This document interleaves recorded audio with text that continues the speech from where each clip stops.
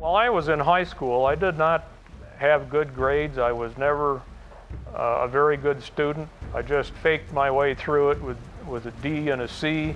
But after the Army had my head screwed on right, I decided I've got to do this myself. Nobody's going to help me. Proved to myself that I was much better than the grades I had in high school.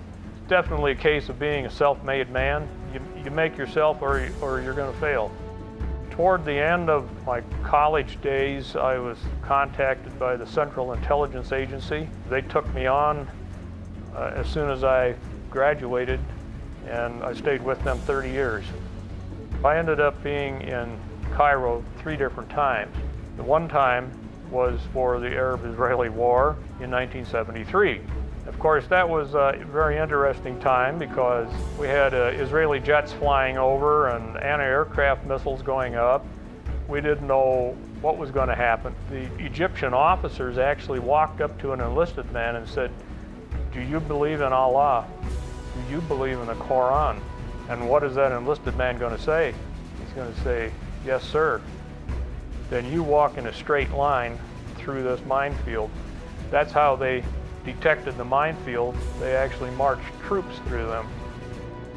I was reassigned to Vietnam. As we were reading all the mail that passed through the signal center, we could see that things were not real rosy out there in upcountry Vietnam. Things were not going well.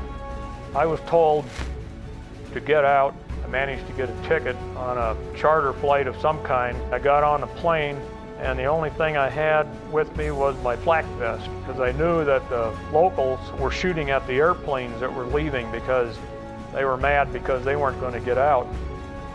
Vietnam, we were really watching out for number one there. What I would say good came out of my entire experience for 4 different tours overseas. I've done a lot of travel, met a lot of people, had a lot of good times, and of course Vietnam was not a real good time, but I didn't get killed either, and no one directly shot at me, so that's all good.